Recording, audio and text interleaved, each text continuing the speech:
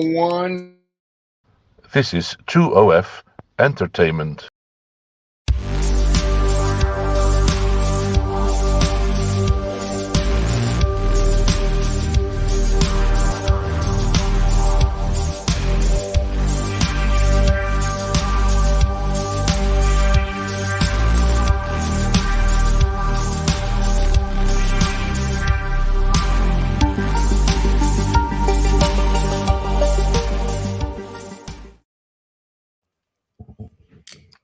Hello.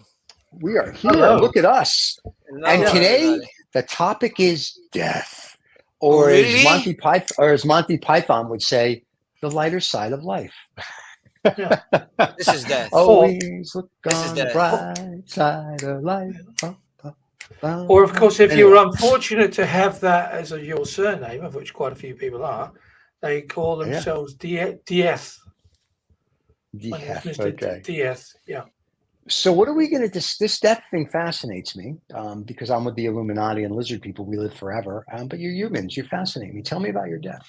Okay, so no. What I make the question. I'm the host here. Come on, you You're try the to take my host. job. Yeah. You want my wage right. also? What is going on? Okay. Yeah. No, I don't want your job. You keep going. Yeah. You plug Okay. away. We'll have half of what we're already paying you. That'll do That's us. right. Yeah, it's enough. It's enough. Okay. There you go. Let's just don't blow it. Okay. Don't lower blow it. it There you go. down. All right. So let's talk about death. This is exciting. Tell us about death. No, I make the questions. Okay. Well, ask a question about the death. And You we've tell already me the lost. question. We've already lost So guys, half of the okay. podcast to a couple of people now. You They've all see how we pushed treat over. death? We see how we treat death here? Don't pay any Irreverent. respect. We don't. Okay. Why? It's a guy with a Tell sickle and me a you sheep. guys, because the topics I come up with the topics. Tell me you guys, Right. what is death and what's your feeling about it and anything you'd like to say. So let's start with Mr. Anagram, Fat Diva Lidor. Well, I was going to say that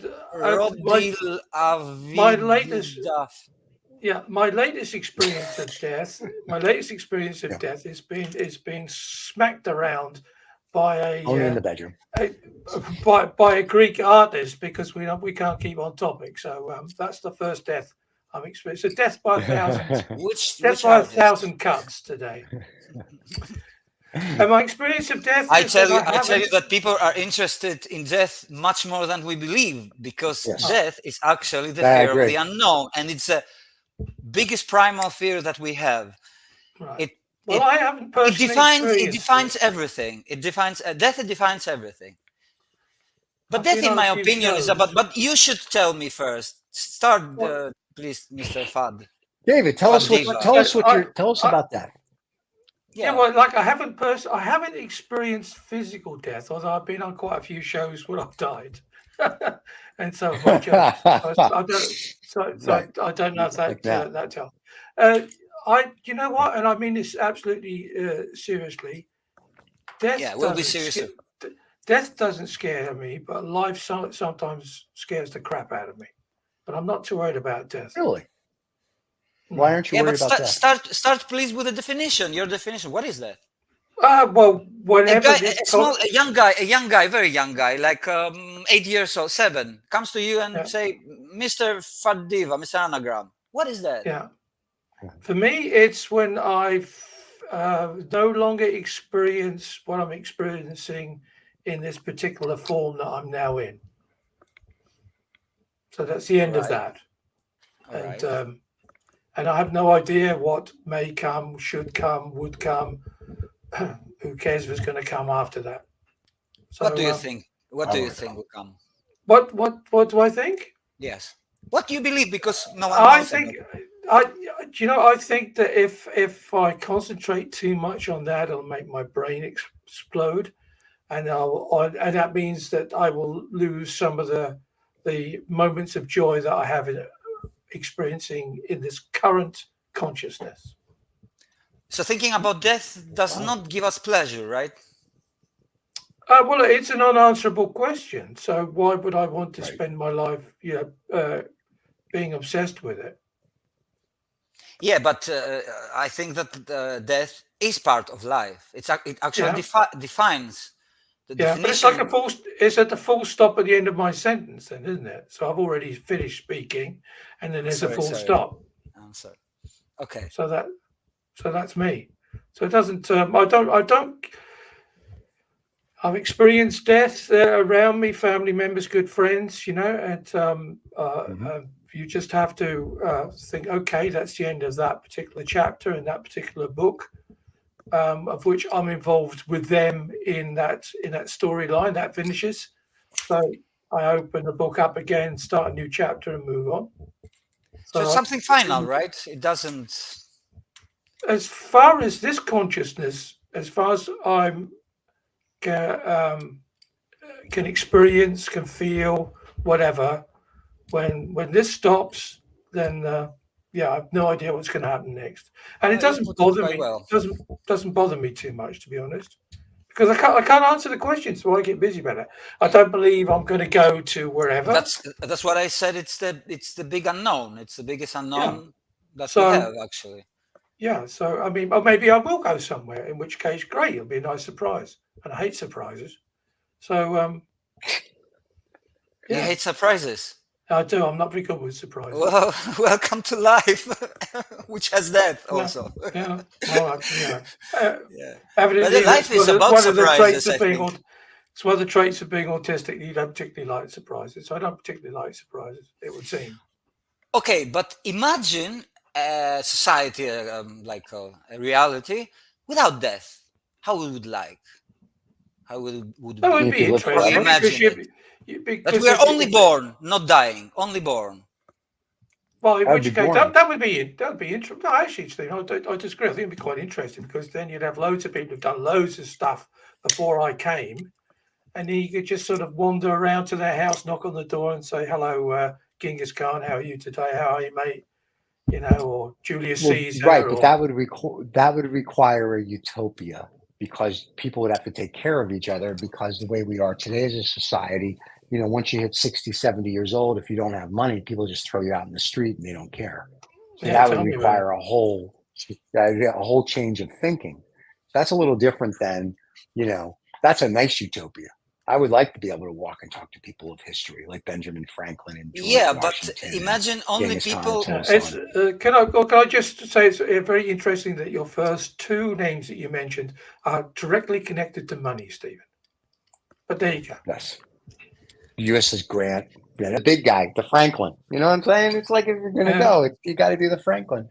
I would do the Queen, but she's not going to fight. No, I'd walk past her. I'd walk past her house. Yeah, no money there. So, but I mean, I think that would be very cool. But to your point about death, and I don't think it's the fear of the unknown. For some people, it's very exciting, right? Because they believe a fable that says they're going to meet a guy with a white beard. For other people, I think it may be the fear of the unknown. And then other people who just think you die, there's no fear at all. It's just like, I'm here and I won't know that I'm not here. I think Einstein said it best. He says, I wasn't here for 14 billion years. Then I was here. I won't be here for another 14 billion years. So it's just an interesting philosophy. Like, then you have the CIA's the Gateway Project that talks about the absolute, that we're all energy. We go back to the absolute, which is kind of like the theory of, I guess, God. So it's I don't think it's the fear of the unknown. I think it's just the unknown. What is death? Nobody knows. You know what I mean? I think that in a way is the most exhilarating high there is. These people that climb Mount Everest, people that jump out of airplanes, people that do whatever, race cars. But that death is the most exhilarating high there is, because it's either A or B, and you don't know until it happens.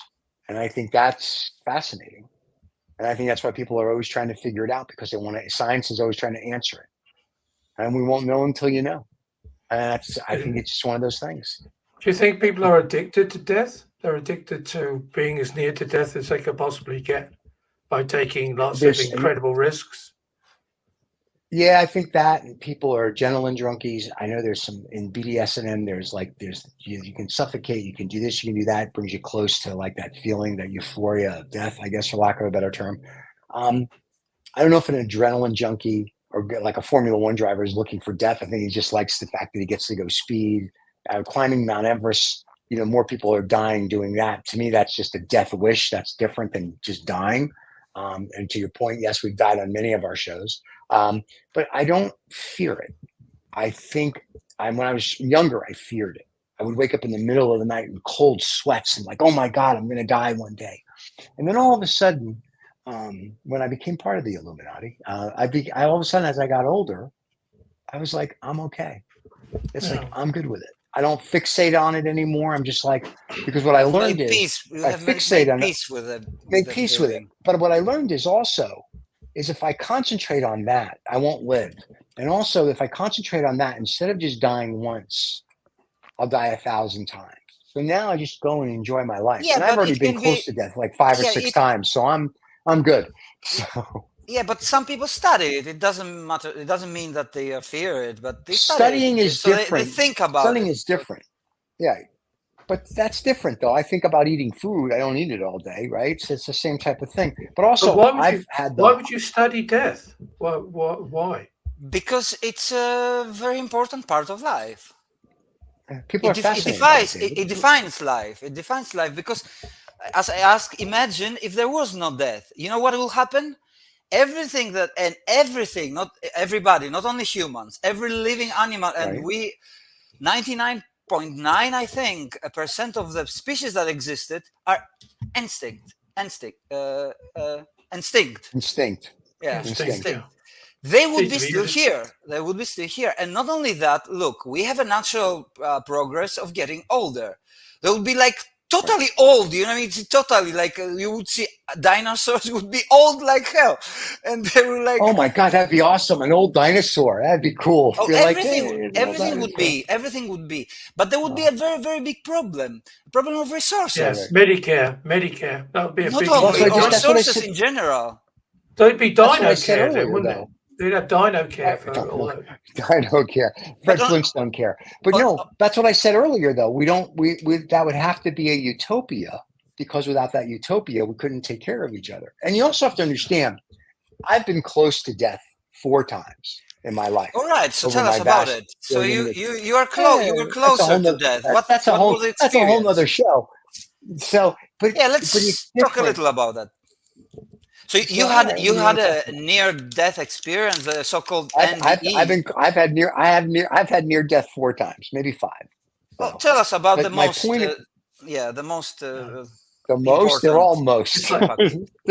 It's like None of this them are least important. infuriating weed you have in your garden you can never get rid of, and that's the thing. That's true. Yeah. So, No, What do you report from that so experience?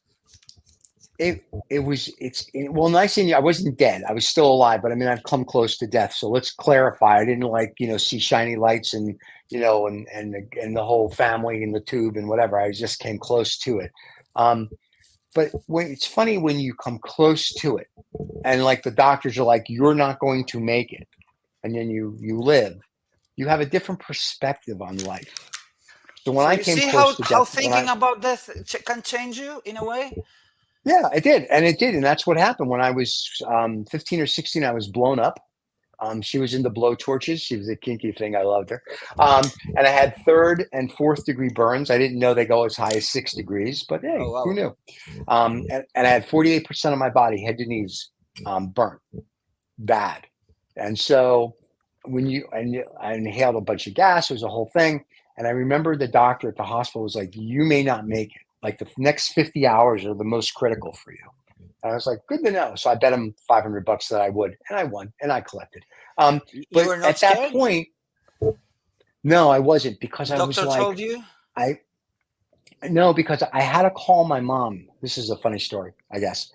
I had to call my mom to get permission for them to work on me because I was a minor, and not one with a little light and a hat. So I remember, first of all, I got blown up. The police show up, and I'm the one who called 911. The police show up, and this guy, Al Rosen, I never forgot him, said, "Were you in this explosion?" And now I look like I was in an explosion or I was an extra on a set. And I was like, "You think?" He's like, "Get in my car. I'm taking you to the hospital." So we go to the hospital. I get there, and the doctor's like, "Well, you're a minor. We need your mom to give permission." So I called my mom, and I was paying my way through a private high school. And I told her I had cut my finger at work and they needed to do some work on me. That was the lie I told her, but she had to come down to the hospital because she had to sign some forms. So she's like, okay, this is like 10 o'clock in the morning on a Saturday or whatever. And she's like, fine, I'll be down. It was July 5th, 1978, whatever day that was. Okay. If you want to look it up.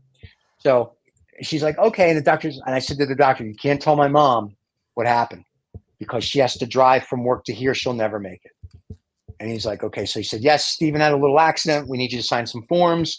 So I told her I cut my finger. Meanwhile, after that phone call, I'm laying on a bed of ice. I've got like 50 needles in me because they're trying to put liquids back in, take liquids out, make sure I'm not going to die, the whole 9 yards. And my mom walks in and sees me. Now, because of the heat, my head grew, not like it usually does, my ego, 3 or 4 times its normal size. I mean, like I had skin just dripping all over me. So when she walked in, she was like, oh my God. And the doctor was like, he could die. That's all I heard for 50 hours is he could die because they were afraid of whatever. And all of a sudden, it was sort of like this calm. It was like, okay, I could die. It is what it is. But I was like, nah, I'm good. I knew it from the I'm beginning going to. that I could die anytime. I could die. Like I knew coming into this, I knew what the deal was. But it was like, no, I'm good. I'm not going to die. And that's when I said to the doctor, I got $500 that says I live. And I was supposed to be in the hospital anywhere from 12 to 18 months. I walked out of the burn unit 35 days later. I mean, still looking like, the mummy and with bandages and Job stockings and whatever. But I walked out and they were shocked. And it really, I think, is for the death part of it. It's initial fortitude. You have to determine as a human, you're either going to live or you're going to die. So when adversity comes now, I'm like, yeah, okay, whatever. You make billions, you lose billions. It's okay. I can still make it and I can lose it, but I try not to. And I don't care. And I realize as I've gotten older, it all falls on me. I have to do it. So there's nothing that puts me to the state of like, oh my God. And ever since that experience, I don't have a fear of it anymore. I'm like, okay, we're good. Yeah. So something in the universe, whether you want to call it God, the universe, angels, absolute, or the gods or whoever, in my case, the Illuminati and lizard people, something likes me. Because that was one of 4 or 3 death experiences that I've had. And every time it's just sort of like, no, you're not ready to go. We have something for you to do. And I'm like, okay. And that's it. So I go with the flow. And I've never, ever looked back ever since then. I just keep kicking in the door, no fear. I know I'm going to die at some point. And when I do, I do. But my first experience with death was when I was 3 years old. What did this experience add to your life, actually? Did it change something inside of your system or your thinking? No, I was always a smart ass, which was evident when I told the doctor I bet him $500 I was going to live. I don't know if it changed that I could see, but I think my attitude towards life and death and people changed. And everything, probably. Yeah, I mean, I appreciate things a lot more, even though some people say I don't. I do, but I do privately. Like, I'm not one of these people who go, oh my God, oh my God, oh my God. No, that's too bullshitty for me. I appreciate things privately. If I give to a charity or a person, I give them money to help them. I don't put it on Instagram or TikTok or YouTube. That's between me and the organization. That's between me and that person. So I've learned to appreciate things on a grander scale. So to me, it's much more important than the accolades of people. I don't give a fuck about people. I give a fuck about what I have to care about, which is, can I look at myself every morning in the mirror? And as long as I can do that, I'm good. And like I said, I came close at 3 years old.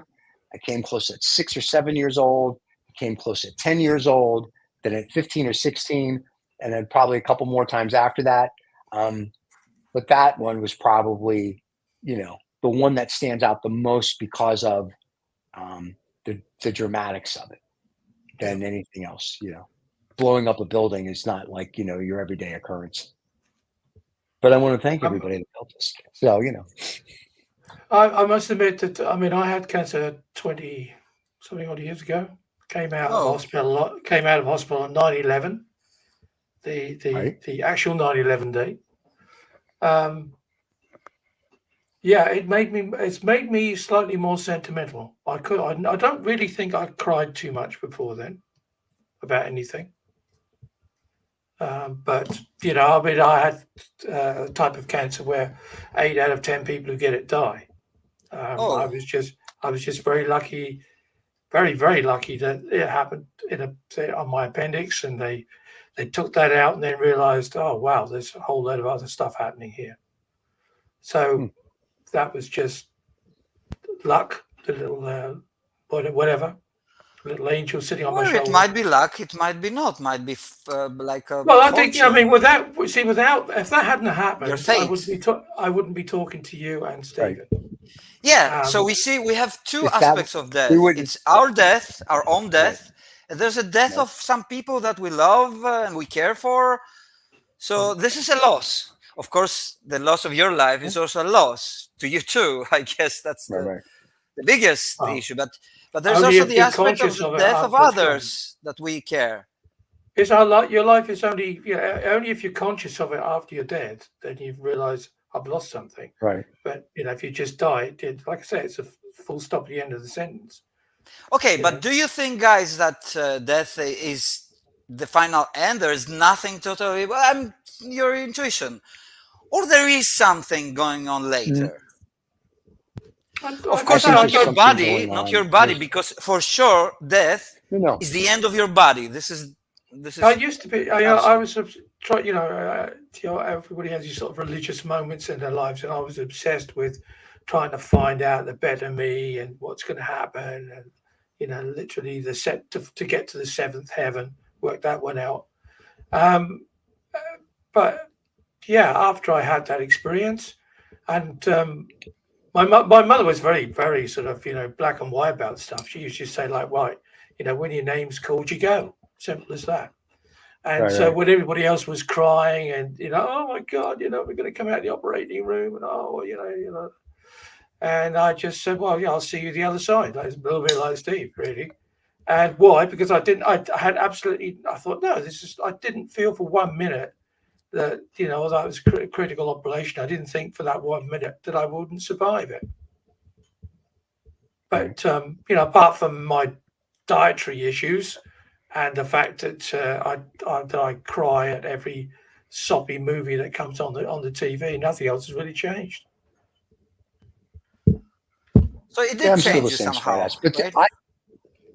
you made him more sensitive. But we see, my death stuff was different. Like I split Yeah, my well, head open almost. And maybe I fell think out the of a car. sentimentality was because I had 2 young kids, you see, and I didn't. Yeah. So I really appreciated them when I came out. I mean, they were 4 and 5, or 5 and 6, I think it was then. Right. So yeah, so that was quite shocking. Okay, See, and that's what's different about. Wait a minute. So when people talk about death, for the most part, right, it's a religious thing. It's like, oh, you go to a scary place or you don't, or that's all bullshit. That's so I think you can keep the minions in order, you don't right? know. I truly think Oh, that pay your we're penance, Stephen. You have to energy. pay to stay alive Yeah, every week. dude, I'm Jewish. I'm Jewish. We own it all, so we're good. And even part of the Illuminati and lizard people, we invented it. So either way, I'm good. I'm good. But my point is that they try to scare the public with, you're going to die, you're going to do this. If you're not good, you're not that. And I think people would know if there was no 10 commandments, for lack of a better term. Like murdering someone's probably not a good thing. So I think they try to scare people as like, when you die, if you were bad, you go to this bad place. Yeah. And if you're good, you go to a good place. And I think people, this Pollyanny crap that we have here in America with the Christians that are like, oh, and they commit most of the atrocities from what I can tell, and they're the ones that are like, it's like, enough with this crap. Why don't we just all be good? Not worry about what happens when you die. Let's just all be good here whether you're here for 10 years or 10,000 years as a person, be here, be good, And when you go however you go. Yeah, but look, we're dealing with our lives because there is death, and we know that there is death, and we are the only Right. species that we know about death, that we're going to die just from the beginning. And Right. isn't death Well, a you don't know driving in the force? beginning. Hold on a second. You don't look any better. I know, but in the beginning, though, you don't know about death because when you're born, You don't know anything all at the you do is beginning. you You're get just hopefully baby. a hot nurse that smacks your ass. Right, the hot little blonde nurse with the big boobies goes smack, and you're like, "Ooh, how exciting!" And then you don't really find out about death until you're probably maybe 6, 7, 8, or 9 because somebody will die, and then your parents have to explain it. Until the whole church marketing organization clicks in and they say, "Well, look, you don't necessarily have to go to heaven. You could go to hell, but we'll put you in purgatory in between." So how do I not go to purgatory? Well, if you give us a shitload of money, we can sort of pray for you, and you can skip that bit. It's a bit like having to wait in the waiting room before you get your virgins. It's all that same old bollocks. Yeah. There's virgins. Ooh. Yeah. I think the Egyptians had it right with, and remember before like 63 CE, there was gods with an S. So I think the ancients that we don't even know that existed, that were really here when it was closer to the beginning of zero. When they talk about death and you read their books, you talk about the gods and this is what happens and your energy goes here.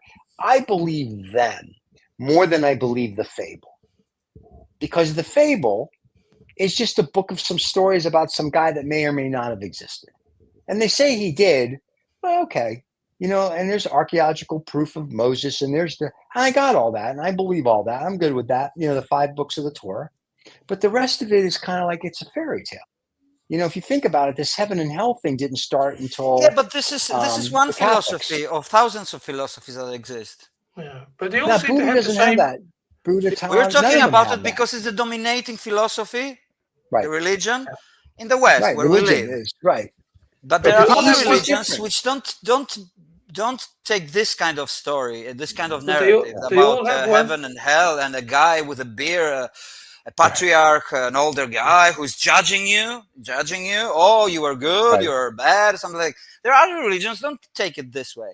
But they all have one thing in common, don't they? They all have a manual. Like if you buy a car years ago, you'd have a manual to tell you how to repair it. They don't do it anymore. But you could get these. This is a Ford, whatever. This is the manual how to repair your car. And these religious books are manuals to help people who can't think, won't think, will never be able to think, too scared to think, get through life. I once asked a Christian, "Oh, what's this thing about the Bible? Did you believe in it?" He said, "I believe in it from the index to the appendix." So I had it over. That's what he was talking about. Okay. So I believe everything. I said, "Well, all of it, yeah. Well, really? King James version, whatever version it is, New Bible, New Testament. He believed all of it." And the reason why, he says, because it's not necessarily I believe in the words but I believe in the essence, what it's trying to tell me. This is a manual for my life, and it's a manual that I want to use to live my life by. And hey ho, that makes me a Christian. That makes me a Muslim. So yeah, but this is talk more about religions, not about the death itself. I will come back to it. All the religions are all obsessed with death.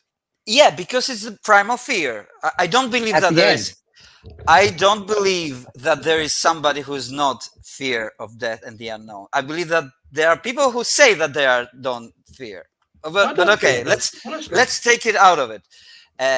Isn't death, my question, isn't death a driving force for life? Because if we knew that we are going to live forever, it's like we said in some other episode that who would do anything? Would we be doing any shows? Would we be doing any work, any artwork? I would say, let's do it tomorrow. But tomorrow might have a form of the next 10,000 years or 100. It doesn't really matter, because since there is no death, actual time doesn't have any significance.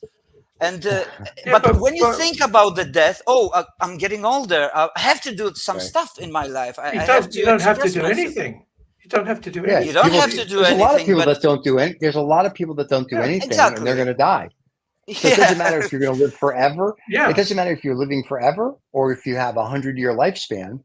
It's up to you. It's whatever in your character that you're going to go do. It's like the old joke where the guy goes to heaven and he says to God, he goes, what's a penny to you? And God goes, a penny's $1 billion. He goes, wow. He goes, God, what's like a million years to you? And he goes, it's a second. And the guy goes, hey, God, can I borrow a penny? He goes, in a second. So it's the same premise of that joke.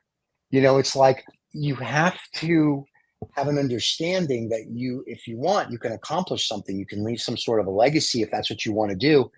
But even that will fade away.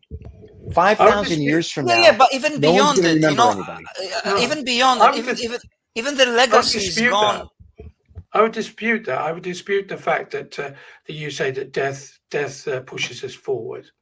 I think it's the obsession of becoming immortal that pushes us forward. Well, that's the same thing. Your artwork makes you immortal. The fact that we're on this YouTube show, it doesn't make me immortal. My artwork doesn't make me immortal. It does. It does. It would outlive you, and people will consider you. Yeah, but immortal means to live it forever. It's not going to happen forever. Forever. In the next 4 billion years, there will be no planet. Right. The sun will go big, but we might not make it as a species. Your artwork will outlive your physical lifespan. So there is I'm saying that an element of immortality about your artwork that you're doing. It's the same with the shows that we're on now. They will outlive our lifespan, and they will make us, in that extended period, immortal, as nothing else does. And that's why people write. That's why people, so it's a driving force. It's making them live, want to express, do things, act, but I don't support your argument. Meet people, tell them you love them. No, I don't support your argument that it's death that pushes it forward. My premise would be that it would be immortality that pushes people through life. But that's different than death. Immortality is different than death. Is it? No, it is connected with death. But look, so you say that, okay, I'm an artist, so let's say that my work may outlive me. But let's take an accountant. Yeah. What is the driving force for him to live and to create, to do the work that he's doing, when his work is not going to outlive him or anything? And Slavery. Why else would he do it? He does it because he has to earn a living, and he doesn't want to be working in a factory, pulling a lever and ringing a bell. He's clever enough to find something which he can do, which sits within his own mental capacity. But basically, he's a slave to the organization he's working for. Well, in what way? You offer some time of your life, and you get some money that keep you survive. It's not an offer; it's prostitution. People don't work for slavery; they work for survival. Yeah, well, it's the same thing. It's a form of slavery. The fact that you're doing something for somebody else, work-wise, is a form of slavery. And we are doing this show to the people. Is it a slavery? No, I'm doing this for my own immortality. That's for immortality. Immortality. So let me ask you this then. So then, death. Everyone's going to die. Let's just I know that science is reversing aging and whatever, so you can live to 150 now. That's awesome. I'm already 1 billion years old. Yeah, that's just extension of life. Death will happen. Right, either you are 200 years old, either you're 50, you're 20, 1, whatever age. But here's how I look at this now. So you live for this immortality. So yes, granted, the shows that we do, we will be around forever until Google takes us off their server. Johnny Carson doesn't sound like forever. No. Johnny Carson will be Johnny Carson. Johnny Carson will be around forever. The Egyptian pyramids are going to be nobody knows who built them, so to speak, but they are around forever. So if you look at a company like General Electric, everybody forgets that Thomas Edison founded it, right? They just know General Electric, but they know Thomas Edison did a light bulb thing. It's going to be the same with Facebook, the same with Apple. 100 years, 200 years, 300 years from now, people aren't going to remember. I know all these people are living for their immortality and they want to live forever and they go, look what I did. But 200 or 300 years from now, they're going to be like, oh yeah, I use an Apple product. They'll be like, who started that company? The kids then are going to be like, I don't know who started it. Like the kids today don't know who started General Electric or General Motors or Ford. And so I think this chase for immortality is a fleeting thing, because if you look at the stars of the 30s, 40s, and 50s, nobody remembers them really. And it's one of So those. it's a vanity. Sort of like, You see, it's a vanity. right. And why be that? Listen, just enjoy your life. You be the best you can be at it. And if you're best at being in life as a motherfucker, then that's what you should be. Or an asshole, be the best asshole. Yeah. I mean, but that's okay. That would mean and the then, worst. right? But my point is though, but don't live for immortality. Live to enjoy life. Enjoy every moment. That's why I'm very big on. Yeah, but this is for me. I'm big on not looking at my phone every 5 seconds. I know that, but that's why I don't look at my phone every 5 seconds, because I want to enjoy the moment. I don't want to enjoy. I don't need to share everything I do. Looking at your telephone is also a moment, also an experience. It's part of life. But anyway, I will come to another part of death now. Trying to see what really is, and when we talk about death, we actually mean the process of dying, because after that process, when this is complete, there is no death anymore. There is no existence, at least here on the space-time, the way that we are perceiving things. And science have tried to find out what's happening, in the brain when you're happening, and they see that even if your heart stops for some time, even if they say sometimes that it might be 15 minutes, it can be 20 minutes, that still there are signs of activity in your brain, and they correspond to the parts of the brain where you dream, you have like those kind of experiences. So, and like everything in nature, nothing is totally sudden, nothing. So even your death is not sudden. So your heart may stop beating, but there is something that you experience during the death. We just don't know. We have the reports from the people from near-death experiences that they say about the light. They say about being like in the operation room, and they go out of their body and they look and they can see what's going on. They report it even, which is crazy stuff, because they have been under heavy anesthetics, which one of them that they put, it's a mix, it's a cocktail of things, of drugs. One of them is to alter your memory also. So how they could manage to report those things that will really happen. There are some reports also that talk about being one of the doctors, for example, and even have one of the thoughts that the doctors had. And one of the doctors were really ashamed because he had some strange thing during the operation, and here the patient reported those. How is this possible? You can say that, oh, it's bullshit. Well, it's happened. If you look around, it's happening. So there's 60 Minutes did a story about 30 years ago about near-death experiences, and they talked to 5 people. And one of the guys who died on the operating table, who came back, of course, they said, what did you experience? So like he said, the lights and all that other crap. He said, yeah. He says, but what he came back and told people, his operating room was on the 3rd floor. He told them when he came back what was going on the 4th and 5th floor. He was like, oh, I was at the nurses station, and the nurses were doing this, told him the time. And he said, and on the next floor, and he would tell them what was going on each floor. And they went back and checked, and he was spot on. Yeah. So I don't think how you explain this. My point is, I don't think when you die the way we think death. I think your physical, this sheet of clothing that we call our body, I think that goes away. I think the energy or your spirit or your soul, whatever you want to call it, I think that consciousness goes to your consciousness goes, if you go with the absolute, and the Gateway Project from the CIA goes back to the absolute. Yeah. If your consciousness goes to, if you will, heaven, or goes somewhere else, it goes to there. There's a psychologist who did a study that said these children that were 5 and 6 years old, they would like ask them where they came from. And they would talk about they were in this waiting room waiting to be born. And he did like 1,000 students, some German psychologists. So I think there's more to it than we will know. Oh, that's why we're talking about it. Right, until we can cross into, if you will, the multiverse and universes and other things. We're talking about death, right? We're talking about death. Right. But people who take psilocybin, for instance, in cultures throughout the world, who would have been impossible to have met, have only one thing in common, that the Homo sapiens all have the same types of visions. So there's something within our DNA that which we collectively share, and maybe it's the drugs. I mean, psilocybin, for instance, once described to me as, well, most people live in the lobby of a hotel. If you take psilocybin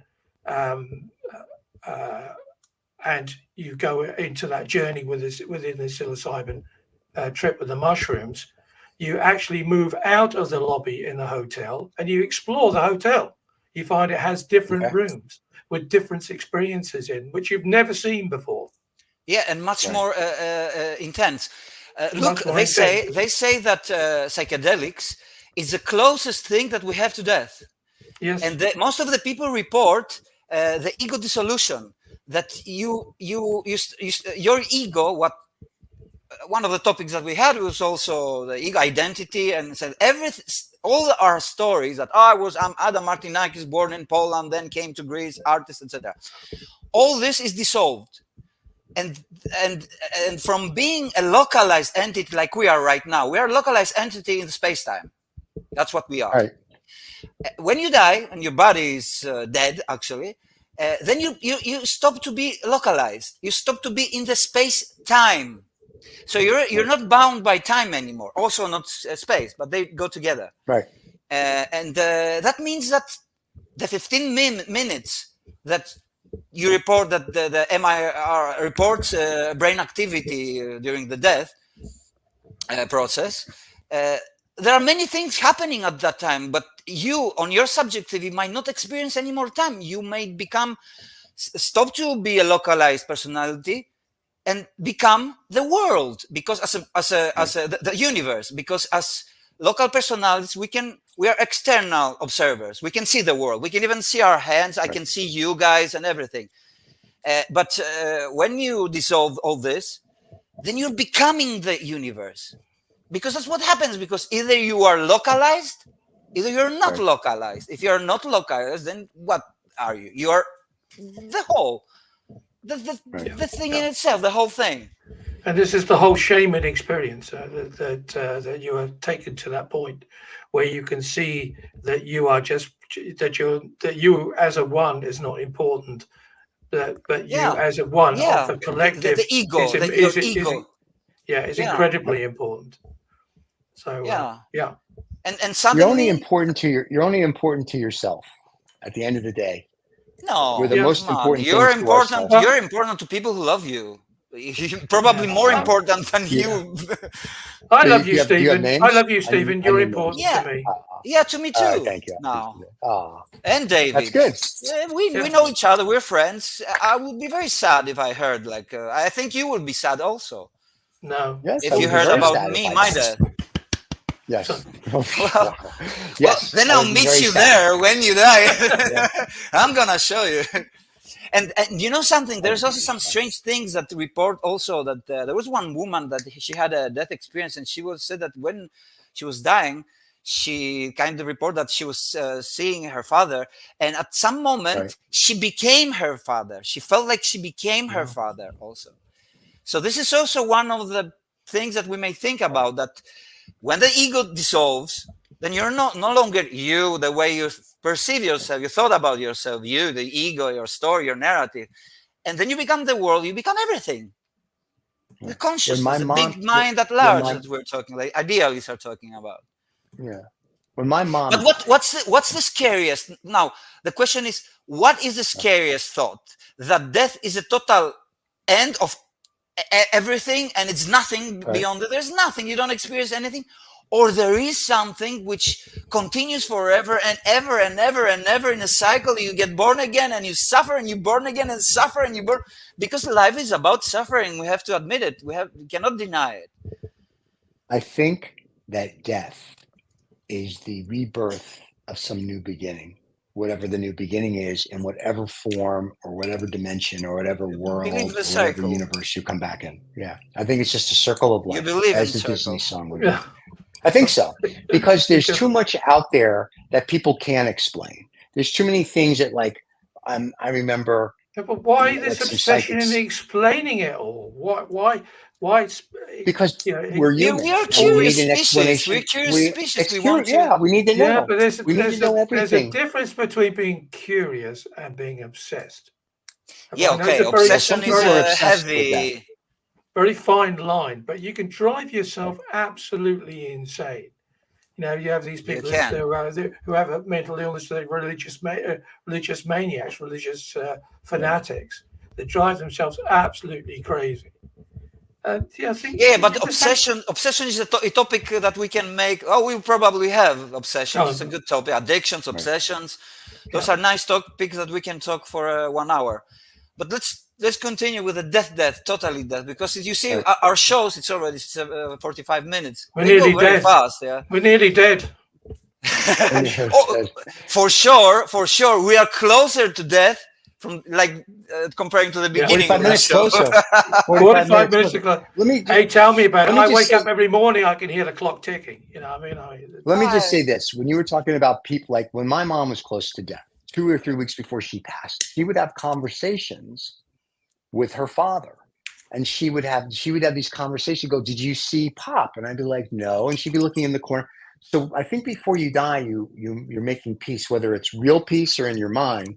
But the other thing I noticed when people are about to die and they're getting older, they're sick, they get their legs get black and blue. And then the nurse that we had hired to take care of my mom, there were several of them, was telling us that when that starts, that's like the onset. That's like death coming to let you know that it's coming. And I thought that was very interesting. And the one nurse we had was from Jamaica, and she was very philosophical about it all. And did Jamaica, or did she come of her own accord? Boom, boom. Sorry. Yeah, you're right. But it was just the way she did it was very, I guess, comforting to everybody. And I thought that was very nice. Like, and my mom was 97, 98 when she passed. So it wasn't like she didn't have a full life. Like we used to joke with her, if she could just make it to 100. But it was very interesting. So all of it is fascinating. It's the same reason I think I read history books. I'm fascinated by everything. Yeah, I'm fascinated and this too. is just one of these other things. And this is one of these things I'm fascinated. I want to know more. I don't want to know soon. It doesn't mean that you want to die. We want to live. At least I want to live. I like life. I love life. Live. Right, I love life. I think it's a great, it's an incredible concept, life. I mean, that's why. Okay, it's not that I believe in a Christian God, but I believe in a higher entity. I believe in concept. Can we have a new show then? We will have for sure about that. And we can talk about the gift. We can talk about the gift of life.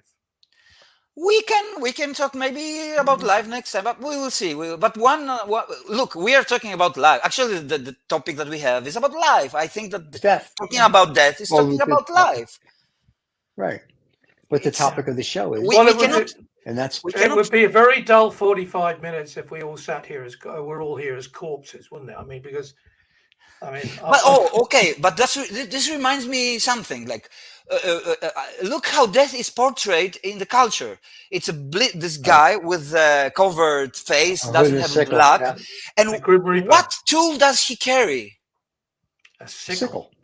Yeah, and what it is, how we use it. Don't we use it to rip to harvest?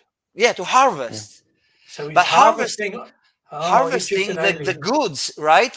So maybe death is like this, like harvesting the life of people to add it up to the big experience of the big mind, maybe. Yeah. So it's not for nothing. Maybe this is the more immortality that you are talking about.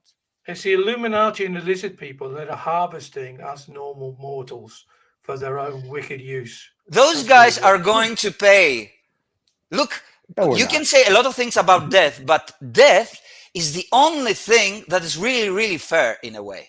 Everybody dies. Yes, everybody. Not everybody is sick, not everybody's healthy, not everybody's rich, not everybody's beautiful, not everybody lives long, not everybody, you know, has a good life. Thank you. But everybody is dying. So it's That's true. from nature, it's the given thing that is fair to everybody. Well, of course, the before death, the question is not if there is death or if there is, it's was there life actually in the metaphorical way, as a philosophical way. Have you lived? Did you do the things that you kind of wanted to do? Did you experience the things? Did you travel? Did you love people? Did you tell the people that you love them? Did you do those whole things? Did you experience those things? Because it is those things are not granted, but death is granted. Right. So and the death is the end point that from then on you will not be able to do those things, not talk to them, not tell them all those things. Unless you meet them somewhere, but I don't think that it will be in the same way, because you don't belong to the space-time anymore. Whatever we say here, whatever we do here, we are in this state, in the state of space-time, in the state of living being. Well, I suppose you want to be on your deathbed. Cold comfort I have, of course. Go on then. Good. No, the only thing is you want to be on your deathbed and go, I wish I would have done this. And that's what coming close to death those 4 or 5 times, even at a young age, has taught me. And I think that's why I'm willing to go out and kick in the door and take chances and do, whether it's personal or professional, because I never want to be on my deathbed and go, man, I wish I would have done this. I wish I would have done. I'm doing everything I want to do. I go do purposely, because you know what I do? You know what I do every day? I make a thought about myself that if you were about to die now, was it worth living? Did you do the things that you wanted? Did you? And then my answer, because everybody has an answer to it, and my answer is yes. I did most of the things that I did. It's not that I have finished. I can do a lot of more. I can do more artworks. I want to make more love with my fiancée. I want to go more walks with my dog, etc., etc. Because I really, really enjoy those things, and I enjoy it to the fullest. So I'm with you there, Stephen. That I try to enjoy everything that I have, because I know that one day I won't be able to do those. And there you go. And I'm happy same with travel. Exactly, and I'm happy with, and it gives another depth to life, knowing that one day, and it's not only about death, the end. Look, we're getting older. When you were 20, we're not 20. I don't go to clubs anymore, although I could go, but I don't have any clubs here on the village. You're on an to island go with and 6 dance people, for 7 hours, you know, like, and flirt with all the girls there and all this stuff. Let's just be clear. When I was younger, first of all, I didn't dance for 7 hours. I didn't dance for 30 seconds. I didn't flirt with any of the girls. I was too introverted.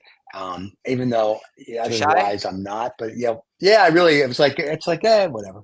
I was like, I can't be bothered. And then I found that as I went out into the real world, not a club, and I met women, I could flirt and joke with them. And it was like, that was easier for me. I could never do it at a club. I was never the club guy. My friends would go to clubs. I would go with them. I'd sit in the corner and have a cigar and, drink whatever. And to be like, can we go? I'm like, this has got to be better than this. I was sort of a thing. But now I have the next topic to tell you, because of what you were saying. And I think then the next topic will be about women.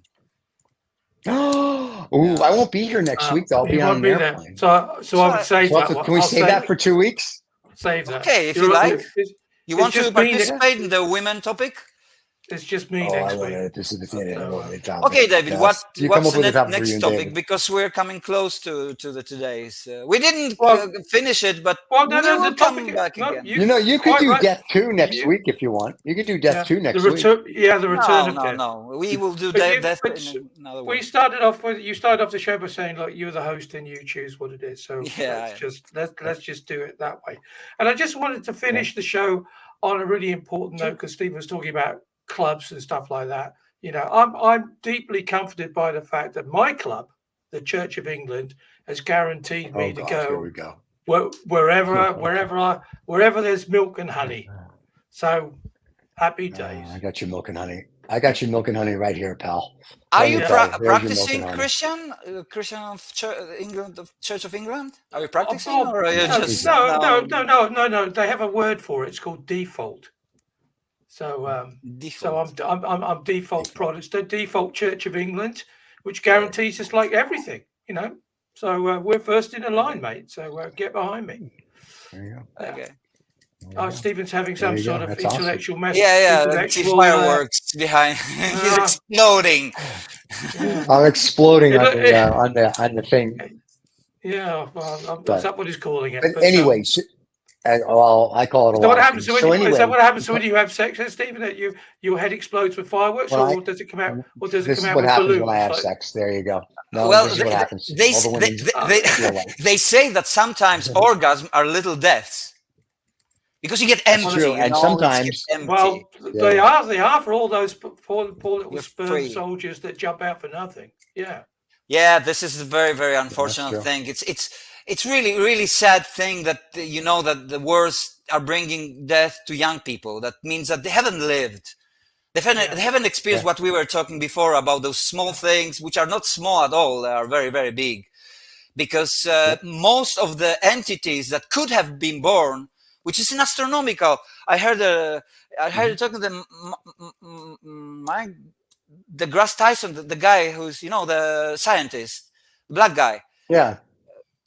Tyson. Yeah, Tyson Grass is astrophysicist guy. Yeah. He had I saw a clip of him, and because he's a scientist, he said that the number of people that could have been born, it doesn't mean that they will be. It's astronomical. I mean, that our DNA and the combination that can have astronomical. And look, most of them are not going to come. No, most of we are them the lucky ones because I believe it is allowed. That's the reason why it doesn't happen. So I think we can finish with this positive thing, because I didn't mean to for us to talk about negative way. Are we having a requiem for lost sperm? Is that why we're closing the show? Oh my God! The death of the sperm. Well, that's isn't it statistic? Look, the sperm, they fight for one thing. They're no individual egos. They're fighting together for one thing: to get into the egg of a woman, which is one of our topics, the next topic, and get her fertilized, so that there is another life, another possibility to have this kind of conversations that we have, or experience that we have, and to see the world from the outside also, that we can do right now, and judge, be curious.